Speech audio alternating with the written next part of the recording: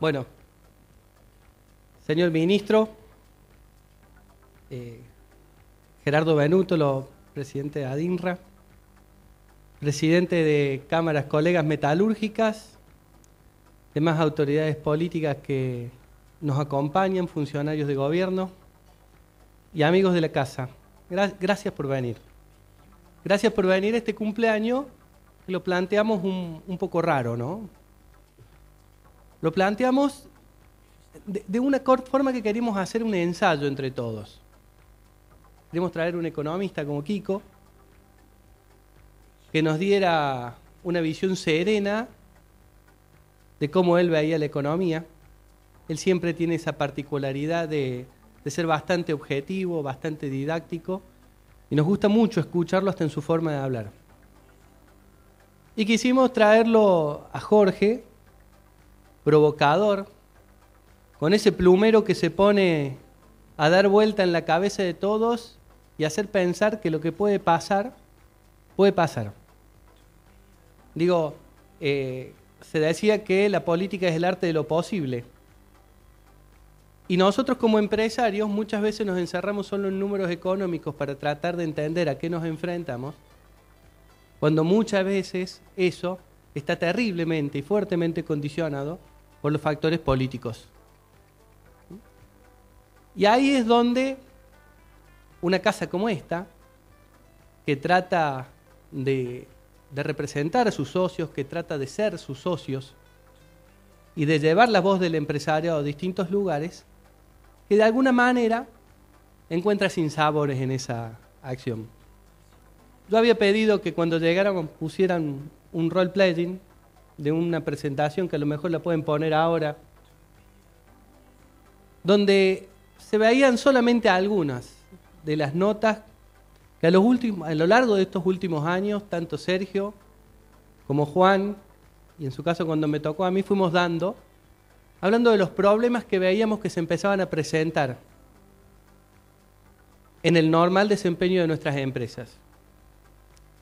Problemas de energía, que reclamamos un montón de veces, tanto sea de gas como de electricidad.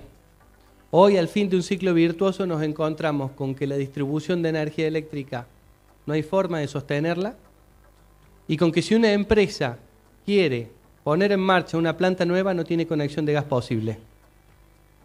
Creo que es un problema la energía, en el cual, que por más que lo anunciamos, lo dijimos, salimos en los medios, fuimos cariñosos, lo dijimos gritando, de cualquier manera no logramos mucho. Otro de estos temas que para nosotros fue clave es la competitividad. No les voy a explicar qué es la competitividad, pero un sinnúmero de veces empezamos a salir a los gritos a decir que los costos empezaban a no dar, que la rentabilidad se empezaba a caer, que necesitábamos cambio de los marcos impositivos sobre los cuales tributábamos para hacerlo de alguna forma más ordenado, y eso, en definitiva, tampoco pasó. Digo, seguimos teniendo impuesto por exposición a la inflación de nuestros activos. Digo, esa ley que sacó Cavallo en su momento, ahora hay inflación, alguien que avise, hay inflación. Y cuando uno agarra muchos balances, son balances basuras, porque si yo actualizo los valores de mis inmuebles, lo estoy sometiendo a la exposición de inflación y tengo que tributar ese porcentaje. Digo, muchachos, llamemos la cordura, ¿no? Creo que en ese campo realmente no logramos mucho. Cuando vemos las relaciones laborales, en los últimos años tuvimos que discutir, ¿no? Desde pedir planes repro, herramientas para el apoyo, hasta rediscutir cuando nos iba bien si teníamos que distribuir o no ganancias. Digo solo ganancias porque las pérdidas no eran distribuidas. Tuvimos que enfrentarnos con el sindicalista mimado del gobierno de turno, duramente, tratando de decir claramente que el riesgo empresario tiene su recompensa, que es la rentabilidad, y el trabajo tiene su recompensa, que es el salario. De alguna manera fuimos sorteando un montón de obstáculos, pero hoy nos enfrentamos a una legislación laboral que en el caso sobre todo de las pymes es absolutamente desigual por parte de las corporaciones sindicales. Y digo corporaciones sindicales. ¿Por qué? Porque si hay algo que le falta a esos espacios, es democracia interna. Hace muchos años que veo viendo los mismos dirigentes a nivel nacional. Digo, ¿no hay nuevos dirigentes? ¿No hay recambio en el sindicato? ¿No hay oxigenación para no transformar muchos sindicatos en kioscos? La respuesta es que no. Y es muy difícil que desde el sector empresario podamos cuestionar cómo funciona el sindicalismo. Más allá de que bregamos siempre por tratar de tener un buen diálogo con ellos. Todos estos escenarios nos llevaron a que en este último tiempo, y como lo vieron recién en el role-playing, siempre tuvimos un problema en un determinado momento y tratábamos de resolverlo. Salíamos duro en los medios y tratábamos de apuntarle. Ahora estamos viviendo una situación rara, distinta. Y yo creo que el que mejor la describió fue un dirigente empresario al cual aprecio mucho, Daniel, que me dijo, mira Emilio, la mejor forma de ocultar un elefante en la calle es llenar la calle de elefantes. Y creo que a los problemas que tenemos nos llenaron la calle de problemas. Digo, y si no tenemos en agenda un problema, empezamos a generar más. Pocos son los que entienden lo que acaba de pasar cuando se acaban de sacar las cautelares.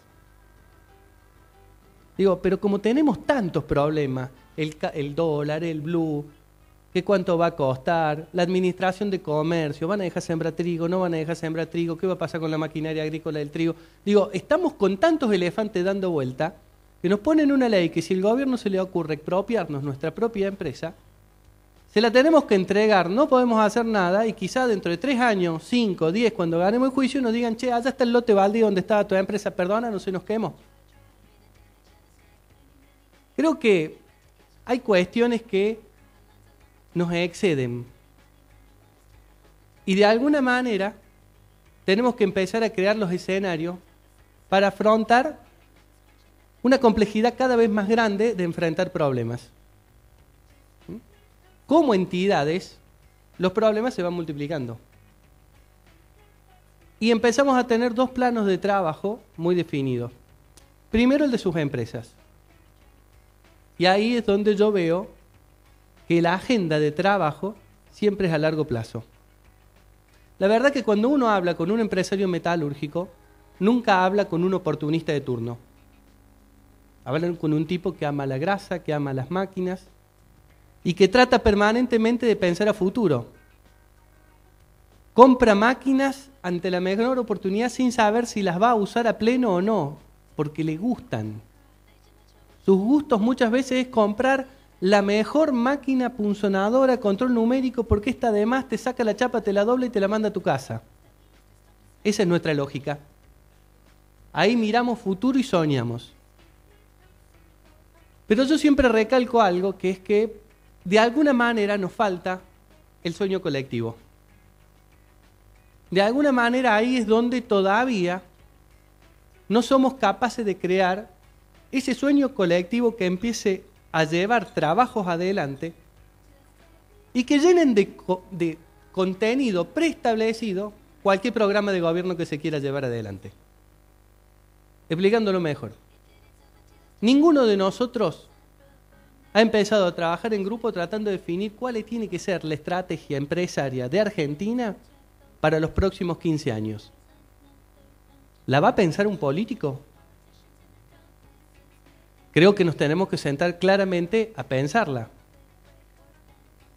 Desde la Cámara quisimos hacer un ensayo hace un tiempo y empezamos a pensar en una estrategia de largo plazo con un primer estudio que hablaba de a quién le vendíamos, a quién le querías vender y a quién le podías vender, sobre todo tratando de bajar la vulnerabilidad que tenemos en base al sector autopartista.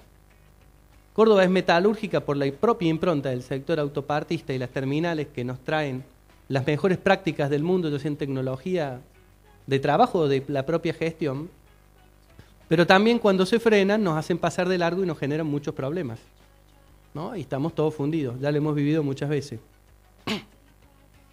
De alguna manera quisimos adelantarnos ese juego e imaginarnos que podíamos diversificar. Ya lo hablamos muchas veces a esta estrategia de diversificación, pero hoy ya hay prácticamente realidades en camino. El grupo minero, el grupo que estamos con el plástico y la madera del mueble. De alguna manera hay una agenda diversificando, con ADINRA en todo lo que es trabajar sobre la industria nuclear. Hay una agenda de diversificación y que empieza a tener sus efectos. Empieza a hacer que el empresario deje de solamente estar en su empresa y vaya a trabajar en una comisión o otro espacio. Empezamos a desarrollar esa dimensión cooperativa de nuestro accionar como agentes de la sociedad. Digo, la competitiva, donde salimos a competir en el mercado, la tenemos bien desarrollada y somos empresarios con empresas andando y por eso estamos acá sentados. Pero de alguna manera la cooperativa es la que este país perdió, la capacidad de crear juntos. Esa agenda uno la empieza a ver en un montón de lugares. Esa agenda empieza a tener un trabajo cada vez más profundo. Y es ahí donde yo creo que tiene que estar radicada la esperanza nuestra. Hace muchos años en Brasil, en la década de los 80, se hizo un movimiento empresario muy grande donde participaron las principales cámaras, los principales grupos empresarios del país. Hicieron lo que se llamaba el Programa Nacional de las Bases Empresarias. Decían cómo tenía que ser el Brasil industrial de los próximos 30 años.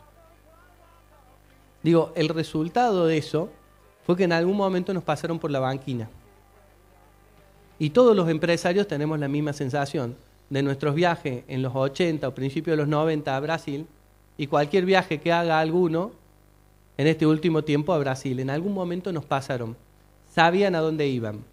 Y la agenda del sector empresario la definía el propio sector empresario, tratando de marcar rumbos claros y no dependiendo de la dádiva de turno del gobernante que me diera algún programa o no me diera algún programa. Los gobernantes empezaban a depender de la fuerza y la impronta que pusieron los empresarios en sus propias acciones.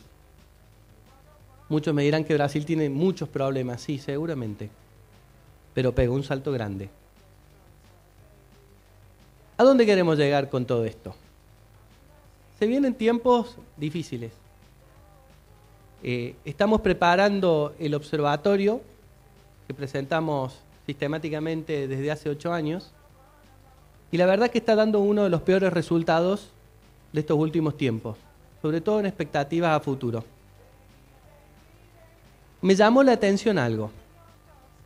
Casi el 80% de los empresarios creemos que va a venir algún tipo de crisis. Número que asusta, ¿no? Pero prácticamente la totalidad de esos empresarios está tomando medidas para resguardar sus empresas. Y es ahí donde queríamos pararnos ahora. La verdad, si va a venir o no va a venir una crisis, todavía no tiro las cartas del tarot, por más que me regalaron un mazo.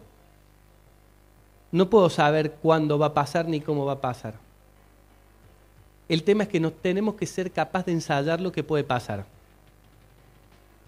Porque si creemos que no va a pasar, nos va a agarrar desprevenido.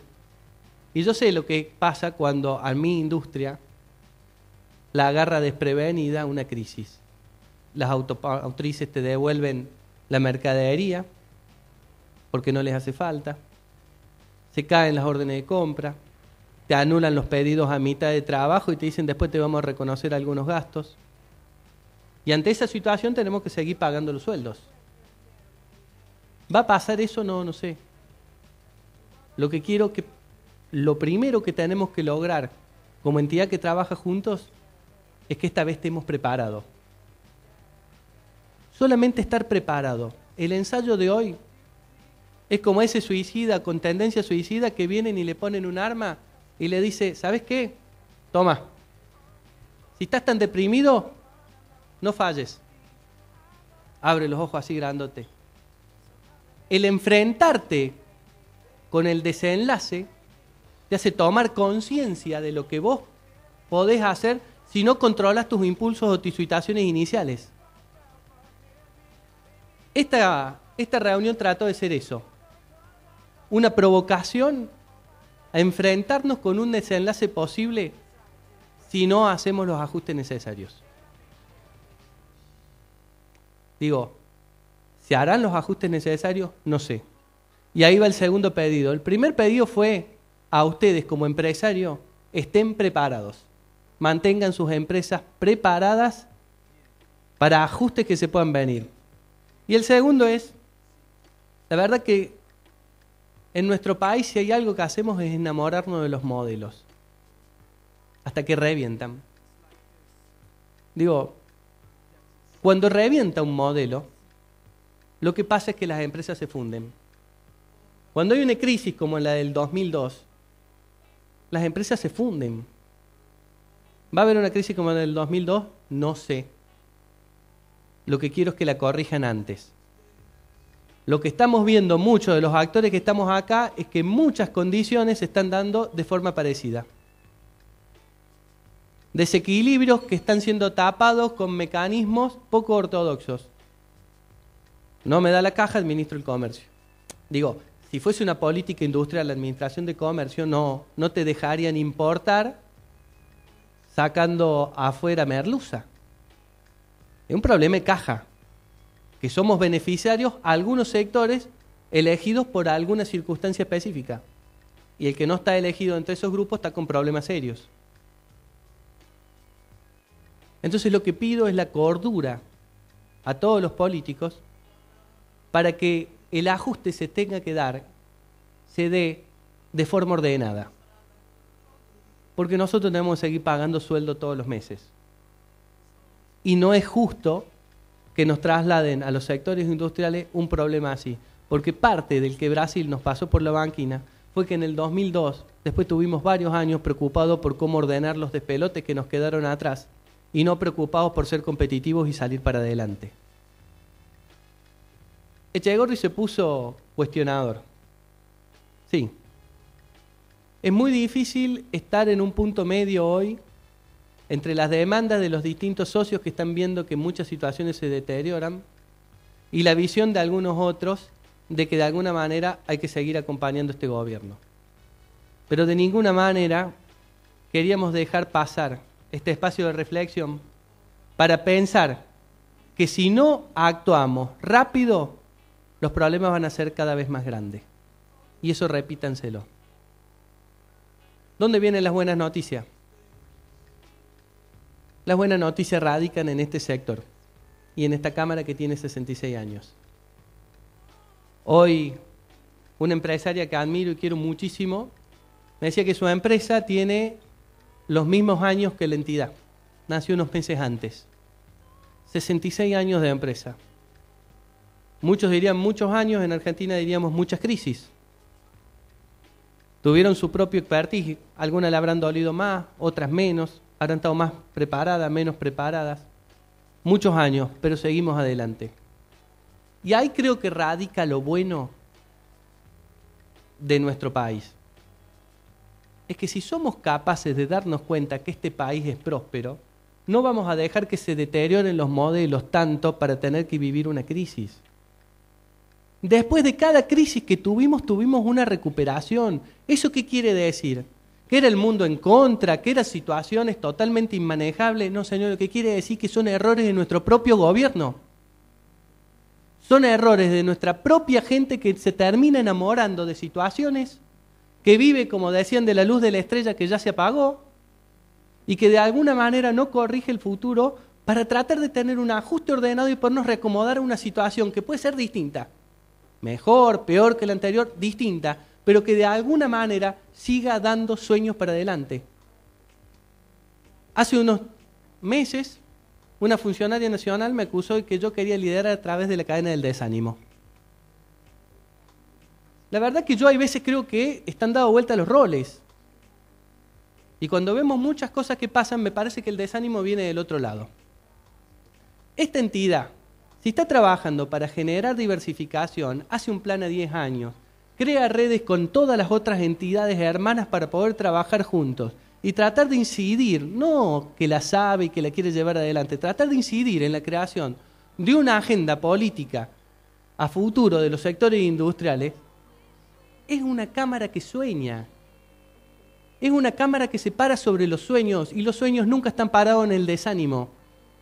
Están parados en la construcción y en la vista hacia adelante con prosperidad. Pero para eso necesitamos el compromiso de los sectores políticos que hagan lo que tienen que hacer, gobernar, y que no utilicen tan seguido la otra herramienta que saben hacer.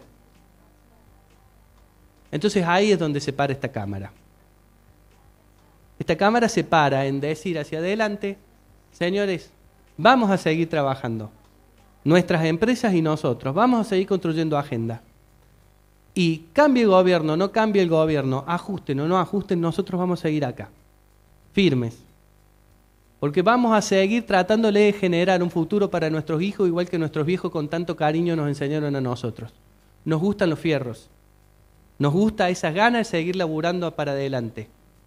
Y ese es el compromiso que los quiero llevar. ¿Hay nubes en el camino? ¿Puede haber una tormenta en el camino? Sí. Pero por sobre todo hay mucho hierro fortaleciendo toda esta fuerza.